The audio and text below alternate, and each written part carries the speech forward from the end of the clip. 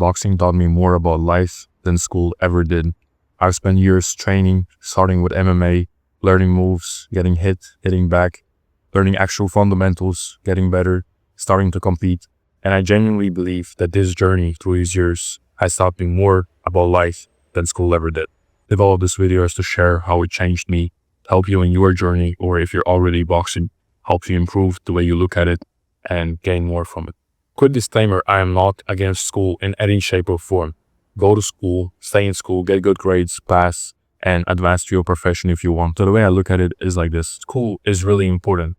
Starting from elementary, you get to socialize, you get to learn basic maths, how things function in the world. You skim the surface and it shapes the way you think and perceive things. You become a more intelligent person. You learn how to read, how to do basic maths, and etc. But starting around 7th or 8th grade, I just stopped caring. I was smart, but I didn't see the point. I just didn't see how it aligned or connected with my personal life.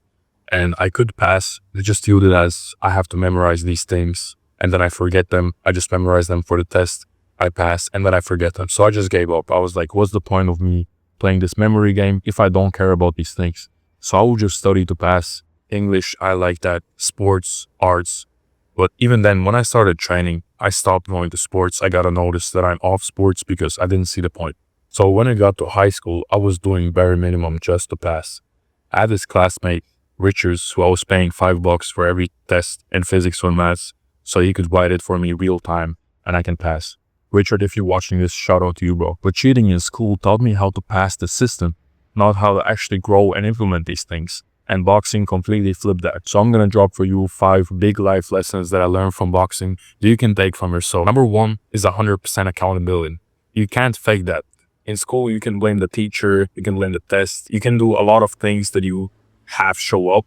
Even when you take the leader's role, say in a group task, you don't really get the full accountability. Some mistakes might pass. In boxing, it is literally just you. Even if you do all the things your coach says, that is not enough. The coach can't do the boxing for you. You can't do a lot of things. You can't blame the team.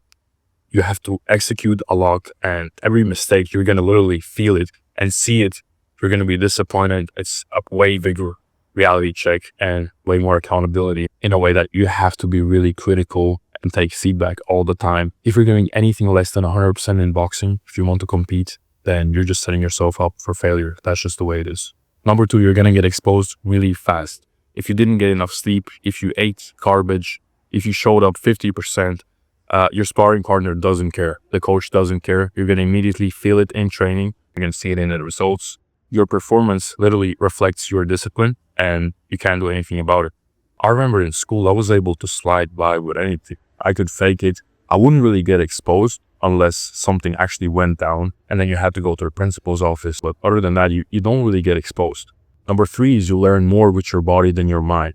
See, in school, as I said, for me, it was memorizing facts and then repeating them back on the test. But in sports, and specifically in boxing, it is more body learning. You have to do the movements. You can watch yourself back, see how you improve. You can see your performance. You can feel it. You can literally feel everything that's happening. And that kind of makes it more real for me because it is not just facts. It is not the way I interpret it. It is, but to a certain degree, because you're going to get into physical action and then you actually see that it is different. Most of the time, it's not going to be how you expect. Whereas in school, there's many ways to look at things. And if you can just memorize the right answer, and that is it. There's literally a right answer for most of the things. If you're talking about a high school level, there is answers for most things. In boxing, it is not that way. Number 4 is consistency. And as you know, that is my base value. Everyone that follows me knows that consistency, it is my thing. Taking me 50 years ahead, staying in the game, being consistent every single day, doing this every single day, which I've been doing with boxing. But school is more like you have to learn fast. And in college, maybe that differs a bit.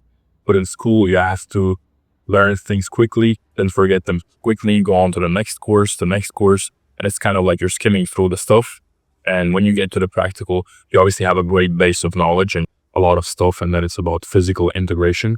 But up until that point, speed is prioritized over consistency. Doesn't really matter how good you actually know the thing, especially practically at first.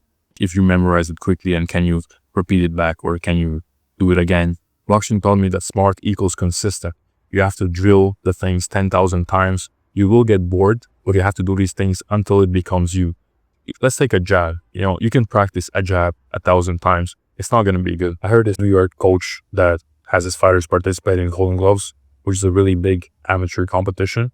And they had to throw 1,000 jabs a day, aside all the other training, 1,000 jabs per day, plus the other training. That just shows you to what extent you have to go. Fighters go on and do the same punches and same things for years and years and years until it's engraved in their muscle memory. It becomes them.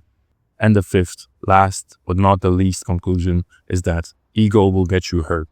If you go into boxing trying to prove something to someone, you will lose. You will get hit hard and people will take you really seriously. If you come in a gym and start swinging at people just to prove something to your own ego, it's going to get penalized. Nobody's want to train with you. And obviously this kind of goes against boxing because when you compete, you want to be the best. You want to win, and it's still an ego thing. But still, like in the gym, it is not really about that. In practice, it is not really about ego at all.